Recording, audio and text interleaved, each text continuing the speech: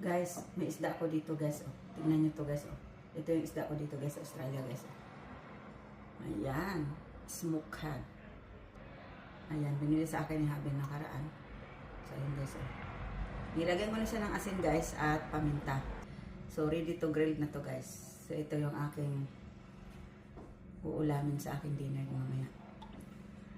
So, isang piraso lang to guys. Kasi ako lang naman nakain ng isda dito guys. Si Habi hindi masyadong nakain ng isda. So, ako lang nakain. So, ayan guys. Oh, ang sarap oh. So, atin tong i-grill mamaya. Ayan. Sarap to sa ihaw guys. Or fried. Pero ayawan ng fried. So, gusto ko inihaw. So, ihawin natin guys. Ayan. So, ihawin natin to guys. Ayan yung aking isda. Ayan.